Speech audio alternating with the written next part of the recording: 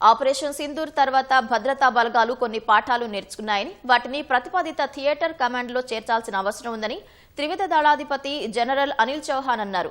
పాకిస్తాన్తో సరిహద్దు వెంబడి సొంత నిఘా వ్యవస్థ ఉండాలని తెలిపారు. ఢిల్లీలో నిర్వహించిన ఓ కార్యక్రమంలో త్రిదళాధిపతితో పాటు సైన్యాధిపతి జనరల్ ఉపేంద్ర ద్వివేది, నౌకాదళాధిపతి అడ్మిరల్ దినేష్ కే త్రిపాఠి పాల్గొన్నారు.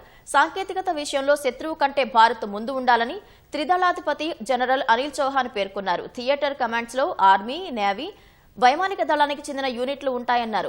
ఒక్క నిర్దిష్ట భౌగోళిక ప్రాంతంలో భద్రతా సవాళ్లను ఎదుర్కొనేందుకు అవి కలిసి పనిచేస్తాయని వివరించారు.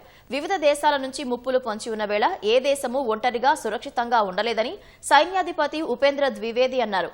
ఉమ్మడి రక్షణ ఆవిష్కరణలే బలమైన కవచమని అభిప్రాయపడ్డారు. ప్రతి 40 రోజులకు ఒక కొత్త స్వదేశీ యుద్ధ నౌకను లేదా జలాంతర్గామిని నౌకాదళంలోకి చేర్చుతున్నట్లు నౌకాదళాధిపతి అడ్మిరల్ దినేష్ కే త్రిపాఠి వెల్లడించారు. సముద్ర జలాల్లో భద్రతా సవాళ్లను మరింత సమర్థంగా ఎదుర్కొనేలా సామర్థ్యాల పెంపుపై దృష్టి సారించినట్లు తెలిపారు. నౌకాదళంలో స్వావలంబనను ఓ వ్యూహంగానే కాకుండా భవిష్యత్ భరోసాకు పెట్టుబడిగా చూస్తున్నట్లు చెప్పారు.